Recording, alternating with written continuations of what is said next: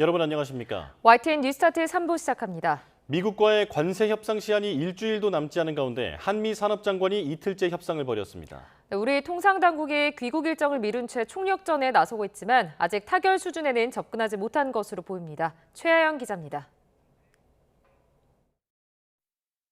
김정관 산업통상자원부 장관이 하워드 러트닉 미 상무부 장관과 다시 만났습니다. 뉴욕에 있는 러트닉 장관 사저에서 늦은 밤까지 협의를 이어갔습니다.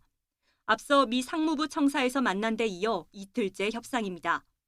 이 자리에서 김 장관은 앞서 대통령실에서 진행된 통상대책회의 내용을 바탕으로 진전된 수정안을 제시한 것으로 보입니다. 조금 추가적으로 우리가 보완한 내용을 설명을 할 거고 미국 입장을 듣고 그런 방식으로 계속 협상을 이어갈 예정입니다. 대미 투자를 포함해 소고기, 쌀 등 농축산물 분야에서 추가 접근을 시도한 것으로 알려졌습니다. 다만 미국 측이 더 많은 양보를 요구하면서 협상 타결 수준에는 못 미친 것으로 전해졌습니다. 전문가들은 미국이 요구한 것으로 알려진 4천억 달러, 550조 원 규모의 투자 금액을 낮추기 위해선 농축산물 시장 개방이 불가피한 것으로 보고 있습니다. 투자 금액을 낮추기 위해서는 다른 분야에서 양보를 해야 되는데 미국이 요구하는 것이 농산물 시장 개방이거든요. 국내의 협상 결과를 보고한 김 장관은 다시 열린 통상대책회의 결과를 바탕으로 추가 협상에 나설 것으로 전망됩니다. 이제 협상 시한이 일주일도 남지 않은 가운데 김 장관은 귀국 일정을 미룬 채 여한구 통상교섭본부장과 미국에서 협상을 이어가고 있습니다. YTN 최하영입니다. 대통령실이 이틀 연속으로 통상대책회의를 열고 미국 현지에 있는 우리 정부 대표단으로부터 대미 협상 상황을 보고받았습니다. 대통령실은 조선 협력을 토대로 한 협상안을 마련하기로 했고 이번 주 한미 경제수장의 만남도 예정돼 있다고 밝혔습니다. 정인용 기자입니다. 대통령실이 촉박한 대미 협상 시한 속에 주말에도 긴급 대책회의를 열고 이틀 연속 논의를 이어갔습니다. 미국을 방문한 우리 대표단이 화상으로 참석해 협상 진행 상황을 보고하고 정책실과 안보실, 경제와 외교부처 수장이 모여 대응 전략을 다듬은 겁니다. 대통령실은 미국 측의 조선 분야에 대한 높은 관심을 확인했다며 조선 협력을 포함해 상호 합의가 가능한 방안을 만들어 나가기로 했습니다. 우리 측은 관세와 비관세 등 통상뿐 아니라 대미 투자와 구매, 안보까지 아우르는 패키지 딜을 추진하고 있는데 조선산업 대미 투자가 쟁점으로 부상한 모양새입니다. 한편으론 이 부분에서 한미 간 합의를 위한 논의에 진전이 있었던 거란 해석도 제기됩니다. 특히 대통령실은 구윤철 경제부총리 겸 기획재정부 장관과 조현 외교부 장관이 이번 주 방미에 스콧 베센트 재무장관과 마코 루비오 국무장관을 만나기로도 했다고 강조했습니다.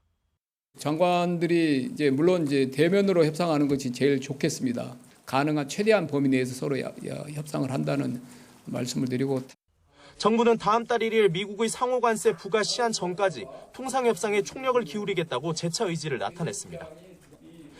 미국이 EU, 중국과의 협상도 진행하고 있는 만큼 정부에 주어진 시간이 길지 않다는 우려도 나오고 있지만 경제 외교 수장까지 총출동하는 만큼 돌파구를 마련할 수 있을지 주목됩니다. YTN 정인용입니다.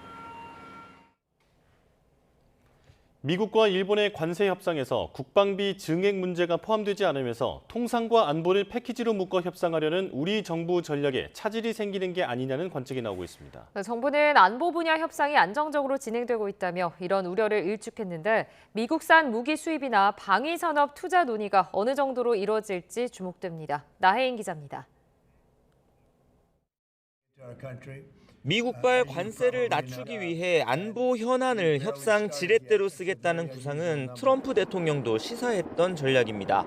주한미군 방위비 분담금과 동맹국 국방비 증액을 꾸준히 압박하며 원스톱 쇼핑을 하겠다는 뜻을 내비친 겁니다.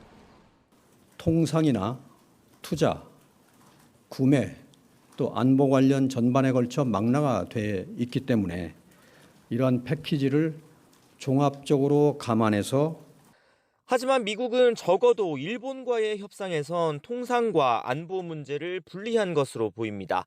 일본은 관세율을 15%로 낮추는 대신 미국에 5,500억 달러를 투자하고 농산물 수입 장벽을 낮추기로 했지만 국방비는 언급하지 않았습니다. 정부는 일본은 일본이고 우리는 우리란 입장입니다. 일본보다 경제 규모가 작고 농산물 시장 개방에 반감이 큰 상황에서 상대적으로 국방비는 인상 여력이 있다고 보고 있습니다. 국방부 자체 추산만 봐도 트럼프 대통령 임기가 끝나는 2029년 우리 국방 예산은 GDP 대비 3%를 넘을 거로 보이는데 앞으로 10년 동안 5%까지 늘리겠다는 나토와 크게 다르지 않은 추세입니다. 미국산 무기를 추가 도입하거나 방위산업 투자를 늘려 트럼프가 바라는 전체 대미 투자 규모를 키우는 데 활용할 수 있다는 겁니다. 그러니까 우리가 할 수 있는 최선의 금액을 제시를 하고요. 예, 안 예. 줄 수는 없을 것 같아요. 이게 일종의 갈취인데 예. 할 수 없어요. 뭐 지금 세상이 그렇게 돌아가니까. 다만 패키지 협상과 별도로 미국의 인도태평양 안보 전략에 부응하라는 압박은 계속될 거로 보입니다. 주한미군 방위비 분담금을 더 내라거나 중국 견제에 동참하라는 목소리가 트럼프 행정부 임기 안엔 끊이지 않을 전망입니다. YTN 나인입니다.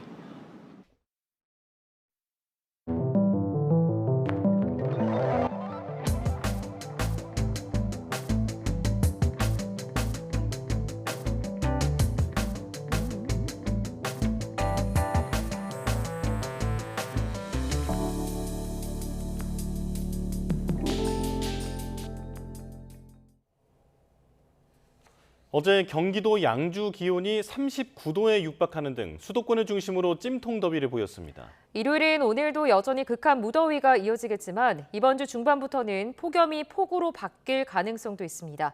고한석 기자가 보도합니다. 전국에 폭염 경보가 내려진 가운데 덥고 습한 찜통 더위는 수도권에서 극심했습니다. 서울 독산동은 39도에 육박했고 온수동과 이천동, 자양동, 당산동에서 38도를 넘었습니다. 양주시 남방동과 안양시 석수동 등 경기도 곳곳에서 38도 넘는 극한 더위를 보였습니다.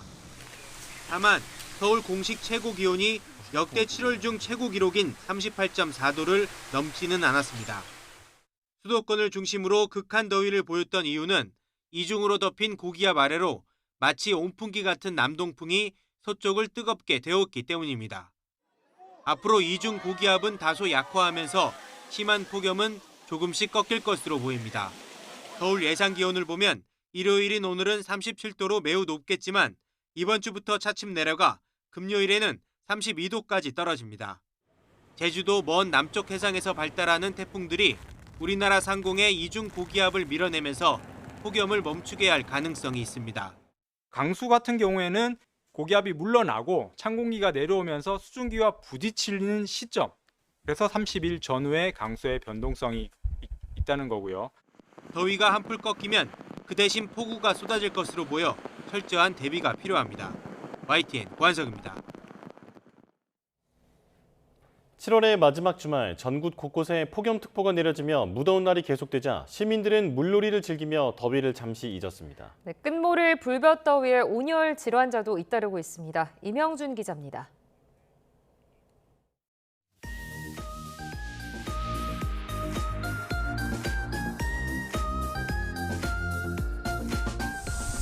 교외에 있는 물놀이장. 아이들이 물썰매장에서 시원스레 내려옵니다. 물썰매를 타다 보면 더위는 어느새 저 멀리 달아납니다. 수상스키 연습장에선 줄에 매달려 물놀이를 즐깁니다. 과거 1000만 관객을 동원한 영화에 나온 나태지옥과 비슷하다고 해서 나태지옥이라는 별명이 붙기도 했는데 타는 재미가 있어서 이용객들에게 큰 인기를 끌고 있습니다.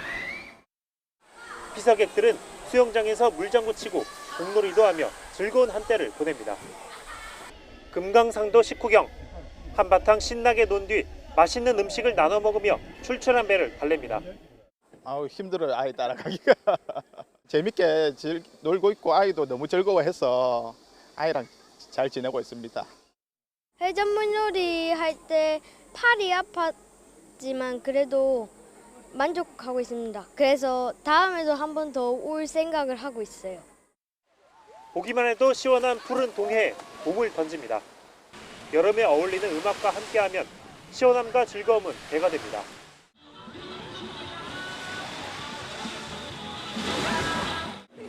아이들은 해수욕장에 철썩이는 파도 소리를 들으며 추억을 썼습니다. 함께 나온 아버지의 얼굴에도 행복함이 묻어납니다. 오늘 날씨가 너무 더워가지고 집에 있기에 너무 힘들어서 애들과 같이 나왔는데요.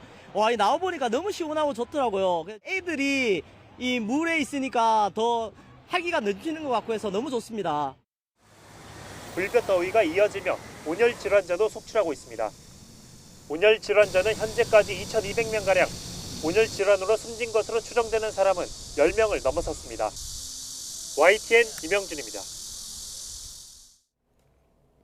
올여름 극한 호우에 이어 극한 폭염이 연이어 찾아오고 이로 인해 산사태와 물보죽 등의 피해가 동시다발적으로 발생하고 있습니다. 네, 이른바 복합 재난이 현실화한 건데 전문가들은 올 여름 시작 전부터 이 같은 현상을 예상하고 경고했습니다. 정혜윤 기자의 보도입니다. 올해 사실 전혀 예상하지 못한 일이 발생하더라도 놀랍지 않을 것이다. 대기 중에 수준 요양이 많으니까 비는 많이 올 수밖에 없는 거죠.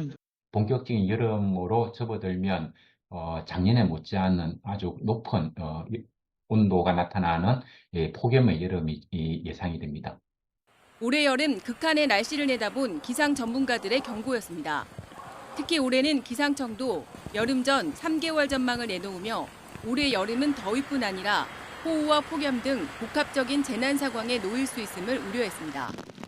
그런데 이 같은 우려가 실제로 역대급 장맛비와 극한 폭염이 잇따라 찾아오며 현실화하고 있는 겁니다. 특히 올해는 집중호우로 산사태 피해가 커진 데다 폭염과 열대야까지 극한 수준으로 치닫고 있습니다. 이렇다 보니 호우뿐 아니라 더위로 인한 피해까지 동시다발적으로 급증하고 있습니다. 일부 지역에서는 대기 불안정이나 지형 효과로 소나기가 강하게 내리거나 파도가 높게 치는 등 종잡을 수 없는 날씨가 나타나기도 합니다. 이 좁은 나라에서 저에게 따라서 극단적인 다른 이런 현상들이 동시다발적으로 발생하고 있습니다. 그리고 이런 것들이 발생하는데 매우 짧은 시간 규모로 발생합니다. 8월에 들어서기도 전 극한 호우와 산사태, 역대급 폭염까지 복합적인 여름재해가 이어지는 올여름. 전문가들은 지난해에 이어 생소한 여름을 겪고 있는 만큼 평소보다 더 철저한 대비와 대책 마련, 그리고 새로운 재난 기준 등이 필요하다고 조언합니다. YTN 정혜윤입니다. 특검 소식입니다. 조은석 특별검사팀은 이미 상당 부분 수사가 진행된 내란 혐의에 더해 외환 의혹을 규명하는 데에도 속도를 내고 있습니다. 정점인 윤석열 전 대통령 조사를 위해 혐의를 다지는 한편 법리 검토에도 주력하는 모습입니다. 이경국 기자입니다. 특검은 무인기 평양 침투 의혹으로 대표되는 외환 혐의 수사와 관련해 밑바닥부터 조사를 시작했습니다. 무인기를 납품한 국방과학연구소, 작전에 관여한 드론작전 사령부 관계자 등을 잇따라 불러 조사했고 이를 토대로 지난 14일 드론 사령부와 국방부 등에 대한 대대적인 압수수색을 벌였습니다. 이어 김용대 드론작전 사령관과 이승호 합참작전본부장, 김명수 합참의장을 잇따라 조사하는 등 윗선을 향해 수사망을 빠르게 좁히고 있습니다. 특검은 위험성이 크다는 우려를 밝혔었다는 군 관계자 진술부터 김용현 전 국방부 장관이 합참 반대에도 작전 수행을 지시했다는 진술까지 확보한 것으로 알려졌습니다. 이 배경에 윤 전 대통령이 있는지, 그리고 계엄 정당화를 위한 북한 도발 유도가 실질적 목적이었는지가 주된 수사 대상이 될 전망입니다. 다만 군사상 필요에 의한 작전이었다는 주장을 탄핵하기 위해 많은 보강 수사가 필요할 거라는 분석도 나옵니다. 대남 군사 작전이 북한에서 자행되고 있습니다. 절차적 통제, 적법 절차, 이것만 갖고서 국가안전 보장을 담보할 수 있겠느냐. 특검은 관련 자료와 진술을 충분히 확보한 뒤 윤 전 대통령 추가 조사에 나선다는 계획입니다. 법리 검토도 활발하게 진행 중입니다. 특검은 윤 전 대통령 등에게 기존에 적용한 일반 이적죄 대신 죄책이 무거운 외환 유치죄를 적용하는 방안도 검토 중인 거로 전해집니다. 특히 범행을 사전에 모의한 정황이 확인된다면 실행에 옮겨지지 않았더라도 예비나 음모 혐의를 적용할 수 있다는 관측도 있습니다. YTN 이경국입니다. 김건희 여사가 다음 주 특검에 출석합니다. 특검의 첫 소환 조사인데 검찰 단계에서 수사했던 사건을 1차적으로 확인하는 성격이 될 것으로 보입니다. 김영수 기자입니다. 김건희 특검은 수사 초기 삼부토건 주가 조작 사건과 자체적으로 인지한 이른바 집사 게이트 의혹에 수사력을 집중해왔습니다. 베트남에서 제3국으로 도피한 것으로 보이는 김모 씨는 지금이라도 즉각 귀국하여 수사에 협조하기를 바라며 삼부토건 전 현직 경영진 신병을 확보해 김 여사의 주가 조작 의혹을 수사할 발판을 마련했고 집사 게이트 의혹의 핵심 김예성 씨 아내와 기업인들까지 줄소환했습니다. 다만 아직 김 여사를 직접 조사할 정도로 무르익지는 않았다는 평가가 많습니다. 실제로 특검은 다음 달 6일 김 여사의 소환을 통보하면서 도이치모터스 주가 조작 사건과 정치브로커 명태균 씨를 통한 공천 개입, 건진법사 전성배 씨를 통한 청탁 의혹을 조사하겠다고 전달했습니다. 모두 검찰 단계에서 수사가 상당 부분 진행된 사건입니다. 김 여사에 대한 첫 소환 조사는 앞서 검찰이 수사했던 사건을 매듭 짓는 성격이 될 걸로 보입니다. 주가 조작이나 공천 개입 사건은 이미 검찰이 소환을 통보했던 만큼 일찌감치 조사 준비를 마치고 막바지 점검을 했을 수 있습니다. 건진법사 청탁 의혹에 대해서는 특검이 최근 통일교에 대한 대대적인 압수수색을 벌였고 핵심 인물 가운데 한 명인 윤영호 전 통일교 세계본부장을 장시간 조사했습니다. 명품 가방과 고가의 목걸이 실물을 확보하지 못하면서 난항을 겪었는데 특검이 다시 물꼬를 틀 수 있는 증거를 확보했을지 관건입니다. 김건희 특검이 의혹의 정점인 김건희 여사를 소환 조사하는 건 수사 개시 한 달 만입니다. 수사 대상이 16개에 달하는 데다 김 여사 측도 장시간 조사를 꺼내는 만큼 여러 차례 소환이 불가피해 보입니다. YTN 김영수입니다. 공천 개입 의혹을 수사하는 김건희 특별검사팀은 오늘 국민의힘 윤상현 의원을 불러 조사합니다. 특검은 오늘 오전 9시 30분 윤 의원에 대한 소환 조사를 진행합니다. 지난 2022년 국회의원 보궐선거 당시 국민의힘 공천관리위원장이었던 윤 의원은 윤석열 전 대통령 부부의 공천 개입 의혹에 연루됐다는 의심을 받고 있습니다. 지난해 더불어민주당이 공개한 윤 전 대통령과 명태균 씨 통화 녹취에서 윤 의원이 거론되며 의혹이 제기됐습니다. 특검은 지난 8일 윤 의원 여의도 사무실과 자택 등을 압수수색하며 관련 자료를 확보한 뒤 소환을 통보했습니다. 정부 여당이 사실상의 증세 논의에 시동을 건 가운데 여야의 기싸움도 본격화하고 있습니다. 민주당은 윤석열 정부의 비정상적 감세 정책을 다시 되돌리는 차원이라는 입장이지만 국민의힘은 혈세 퍼주기부터 멈추라며 강하게 반발했습니다. 박정현 기자입니다. 민주당이 당내 조세특위 신설을 공식화하면서 이재명 정부 첫 세제 개편안 논의도 본격화하는 분위기입니다. 세수 펑크가 계속되는 상황 속 재정 여력 확보가 시급하단 건데 민주당은 이번 세제 개편 목표가 증세가 아닌 조세 정상화라고 주장합니다. 지난 정부 당시 비정상적 감세로 비뚤어진 조세 기틀을 다시 바로잡는 차원일 뿐이라는 겁니다. 현재 국가재정은 위기 상황에 봉착했습니다. 윤석열 정부가 초래한 세수 파탄 때문입니다. 아끼고 줄인다고 해결할 수 있는 상황이 아닙니다. 세제 개편안은 윤석열 정부에서 인하된 법인세 최고 세율을 25%로 원상복구하는 방안, 대주주 양도소득세 기준을 50억에서 10억 원으로 복원하는 안 등이 유력히 검토되고 있습니다. 아울러 증권거래세 인상, 배당소득 분리과세 등도 거론되는 상황입니다. 대통령실은 지난 정부 초보자 감세에 대한 조세 형평성 회복 차원으로 봐달라며 증세 용어 대신 정상화라는 측면을 거듭 강조하고 있습니다. 용어 자체를 좀 바꿔야 됩니다. 법인세 인상이 아니라 조세 정상화입니다. 국민의힘은 강하게 반발했습니다. 거대 야당 시절 법인세 인하에 합의해놓고 이제와 지난 정부 실책으로 돌리는 건 개변이라고 날을 세웠습니다. 13조 원을 달하는 소비 쿠폰과 각종 선심성 예산으로 국가재정이 어려워지자 기업들 목줄을 조이려는 게 아니냐며 비판 수위를 끌어올렸습니다. 포퓰리즘 하면서 이번에 80% 이상을 저희가 빚낸 거 아시죠? 정말 우리가 15만 원 받고 모든 국민이 45만 원씩 세금 내야 됩니다. 경제 악순환으로 이어지고 국민의힘 당권 주자들도 국민 고열을 빨아먹는 흡혈귀 정부 민난, 조삼모사도 아니고 국민을 원숭이로 보느냐는 강경한 표현으로 일제히 비난을 쏟아냈습니다. 세수 부족에 여야가 벌써부터 서로를 향한 책임론을 띄우는 모양새인데 이달 말 세제 개편안 발표 이후 공이 국회로 넘어오면 신경전은 더 가열될 전망입니다. YTN 박정현입니다. 더불어민주당 당대표 선거에 출마한 정청래 박찬대 후보가 두 번째 TV토론에서 맞붙습니다. 민주당은 오늘 저녁 8시 10분부터 차기 당대표 선출을 위한 2차 TV토론을 진행합니다.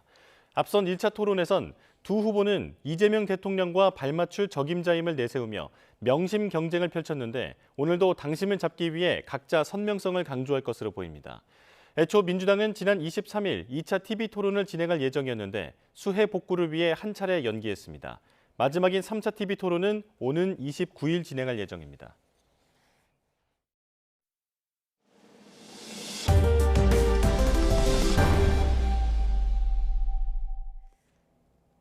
민생회복 소비 쿠폰 닷새 만인 그제까지 3,600만 명 넘게 신청한 것으로 집계됐습니다.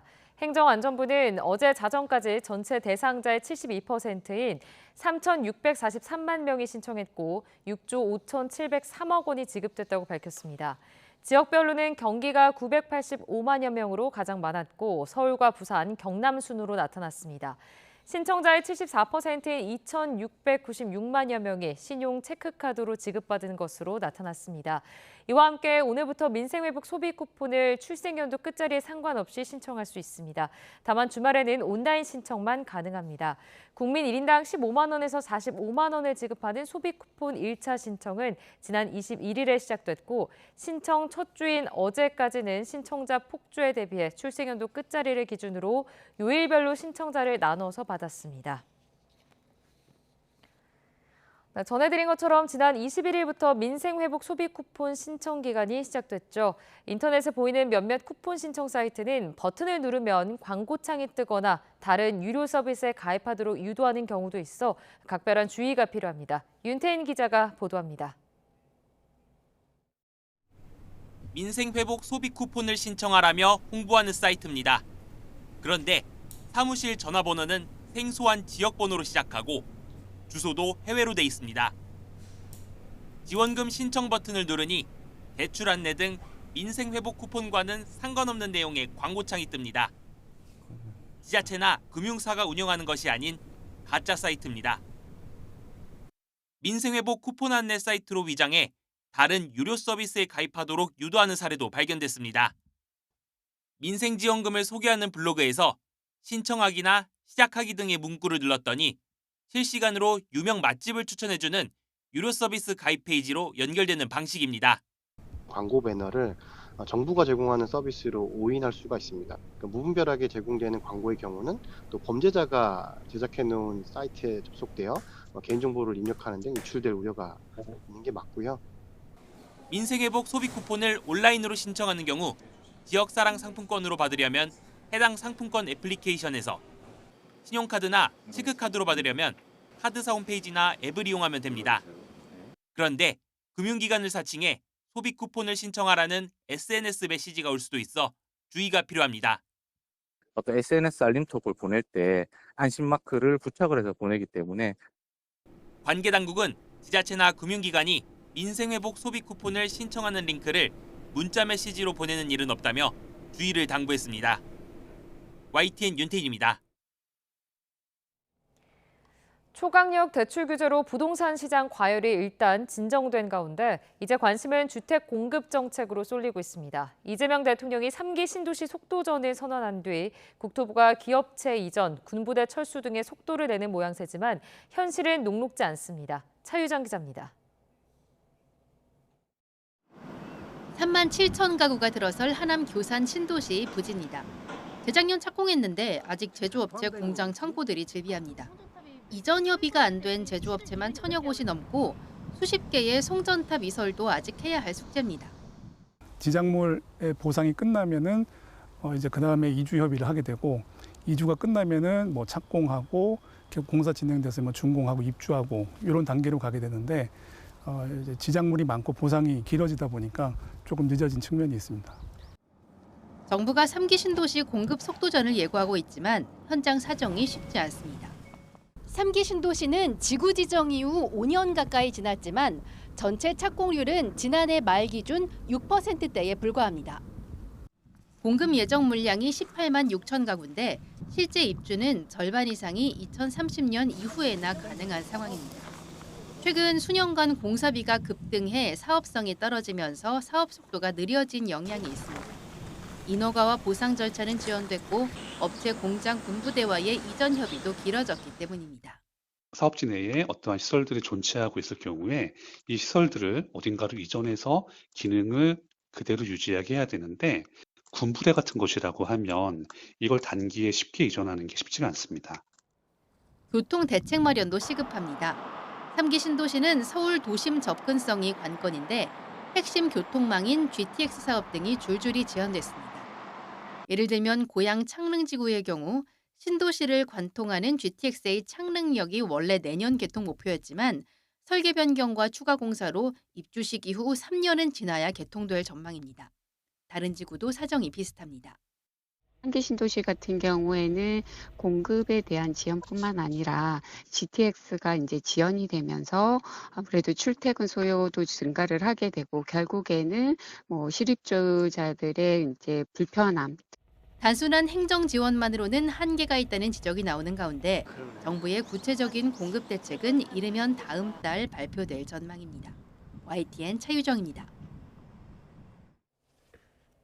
경기 수원에 있는 모델하우스에서 큰 불이 나 건물이 완전히 불에 탔습니다. 대형 어선은 물론 창고 화재까지 전국 곳곳에서 화재가 잇따랐습니다. 밤사이 사건 사고 소식 김평정 기자입니다. 시뻘건 화염이 건물을 집어삼켰고 뿌연 연기도 끊임없이 솟구칩니다. 오늘 새벽 0시쯤 경기 수원시 권선동에 있는 모델하우스에서 큰 불이 났습니다. 불이 완전히 막 치솟을 정도로 막 나오는 상태였어요. 제가 1차로 쪽으로 가는데도 막 열기가 막 뜨겁게 느껴질 정도로. 다행히 다친 사람은 없었지만 건물이 완전히 불에 탔습니다. 수원시는 주민들에게 안전에 유의하라는 안내 문자를 보냈고 거센 불길에 부근 차량 통행이 완전히 통제되기도 했습니다. 소방당국은 관할 소방서 인력과 장비를 모두 투입하는 대응 1단계를 발령해 약 3시간 만에 큰 불길을 잡았습니다. 항구에 정박한 배들이 불길에 휩싸였습니다. 어젯밤 10시 반쯤 충남 태안 신진항에 있는 32톤급 어선에서 불이 나 5시간 만에 꺼졌습니다. 불이 시작된 어선과 주변에 있던 배들까지 모두 앞에 선박 5척이 화재 피해를 봤습니다. 이에 앞서 오후 6시 반쯤엔 세종시 북앙면에 있는 자재 보관 창고에서 불이 났습니다. 창고 부근에 가스를 취급하는 시설이 있어 자칫 큰 사고로 이어질 뻔했습니다. YTN 김평정입니다. 아버지가 아들을 총으로 쏴 숨지게 한 인천 총격 사건 당시 경찰이 신고 1시간 뒤에야 현장에 진입했었는데요. 초동대처가 미흡했다는 논란에 경찰이 진상조사에 나섭니다. 김승환 기자가 보도합니다. 지난 20일 인천 송도에서 60대 아버지가 30대 아들을 총으로 쏴 숨지게 했습니다. 경찰이 사건 현장에 진입한 시간은 밤 10시 43분. 최초 신고 뒤 1시간 10분 뒤에야 경찰이 들어간 겁니다. 당시 경찰은 신고를 받고 8분 뒤인 9시 41분 아파트 단지에 도착했지만 피해자가 안에 있다는 피해자 가족 설명에 곧바로 진입하지 못하고 대기해야 했습니다. 하지만 피해자는 경찰이 처음 도착했던 시간 유유히 엘리베이터를 타고 현장을 빠져나간 상태였고 경찰은 이를 현장에 도착하고 나서야 파악할 수 있었습니다.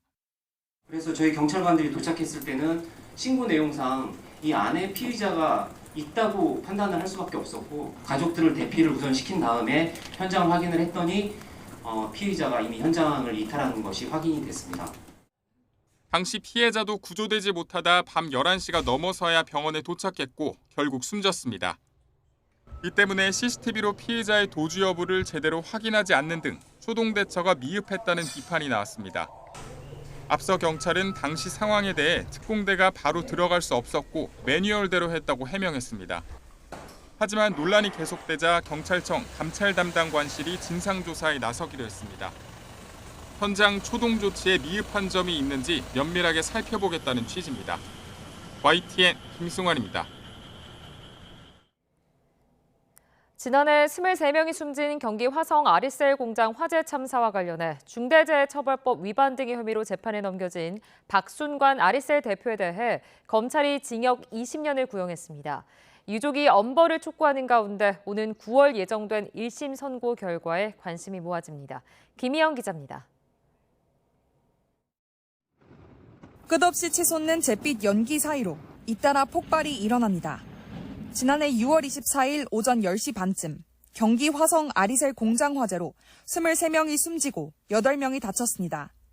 중대재해처벌법 시행 후 경영 책임자 가운데 처음으로 구속된 박순관 아리셀 대표는 지난 1월 열린 첫 공판에서 유족에게 사과하면서도 중대재해처벌법 위반 혐의는 부인했습니다. 이후 20번 넘는 공판을 거쳐 지난 23일 검찰은 중대재해처벌법과 파견법, 산업안전보건법 위반 등의 혐의로 박 대표에게 징역 20년을 구형했습니다. 중대재해처벌법이 적용된 구형량 가운데 역대 최고 형량입니다. 검찰은 중대재해처벌법 시행 후 최악의 대형 인명사고라는 사실에 주목했습니다. 특히 불법 파견 노동자들을 안전사각지대에 방치하고도 반성의 모습이 없다고 지적했는데 이윤 추구에 혈안이 돼 생명을 경시하고 위험을 외주화한 전례를 찾기 힘든 사건인 만큼 경영 책임자들에게 책임을 물어야 한다고 강조했습니다. 박 대표 측은 자신의 주장이 단순히 책임을 회피하려는 게 아니라 책임에 비례하는 형벌이 내려지길 바라는 거라며 유족에게 재차 사과했습니다. 재판을 마치고 나온 유족들은 울분을 토했습니다. 오늘까지 395일이에요. 맨날 날짜에 이렇게 눈물 없이 살지도 못해요. 박순관이 자기는 죄가 없대요. 이게 말이 되냐고. 전문가들은 이번 사건이 실질적인 경영 책임자의 범위와 안전관리 의무의 구체적인 기준을 정립하는 데 중요한 선례가 될 것으로 보고 있습니다.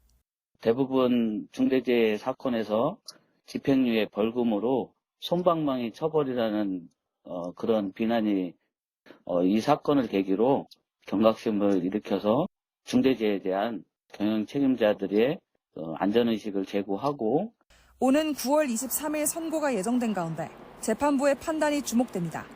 YTN 김희영입니다. 윤석열 정부의 의대 증원 정책의 집단 반발에 학교를 떠났던 의대생들이 1년 반 만에 복귀합니다.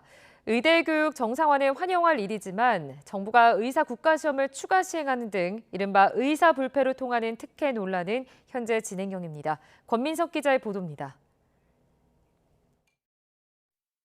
성실하게 학업에 임하여 필수적인 의료 분야에서 국민 건강을 위해 일할 수 있도록 도움을 주십시오.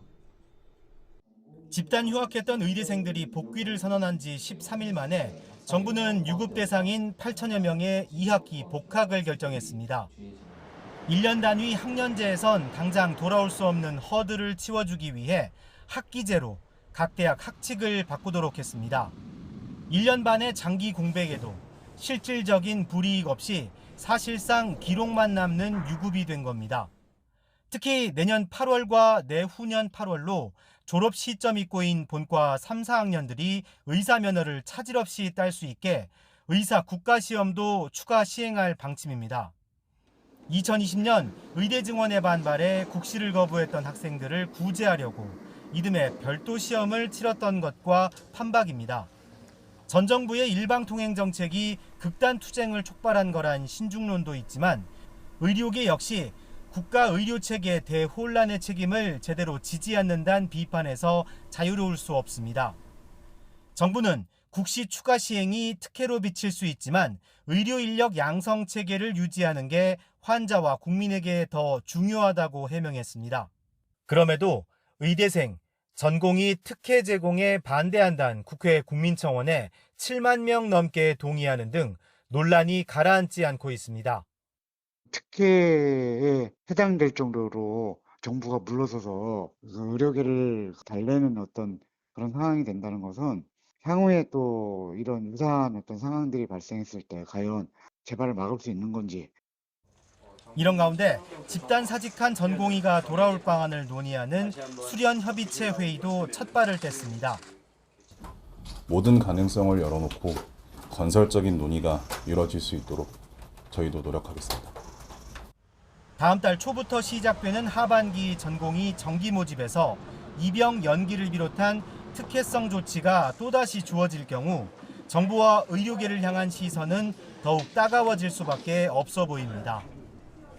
YTN 권민석입니다. 북한이 5,000톤급 신형 구축함을 또 건조하겠다는 계획을 내놨습니다. 이미 올해 2척을 건조한 건데 이어 내년 10월까지 세 번째 구축함을 다시 내놓겠다는 건데요. 어떤 배경이 있는 건지 짚어봤습니다. 이종원 기자입니다. 북한 매체들은 지난 21일 남포조선소에서 걸기대회가 열렸다고 보도했습니다. 내년 10월까지 5,000톤급 신형 구축함을 추가로 건조하겠다며 일종의 신고식을 연 겁니다.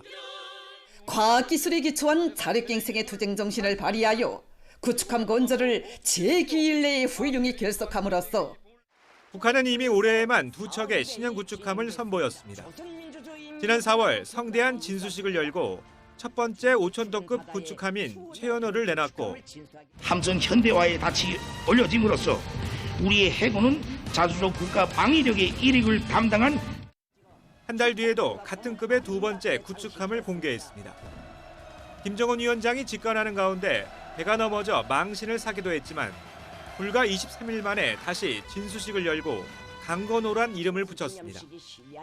이 같은 북한의 속도전을 두고 전문가들은 무늬만 구축함일 가능성도 크다고 진단합니다. 건조 기간이 통상 3년 이상이란 점을 고려할 때 첨단 기술을 두루 갖춘 현대적 구축함이라기보단 전술핵을 해상에서 발사하는 기능에만 초점을 맞췄을 수 있다는 겁니다. 일반적인 구축함과는 달리 세부적인 전력 옵션을 싣지 않고 오로지 해상 위에서 핵 미사일을 쏠 수 있는 플랫폼으로 활용하기 위해 만들었을 가능성이 높습니다. 러시아로부터 전수되는 기술력을 빠르게 흡수하겠다는 계산이 엿보인다는 관측도 나오는데 일단 양적으로나마 해군력을 증강시키겠다는 의도는 분명한 것으로 보입니다. YTN 이종원입니다.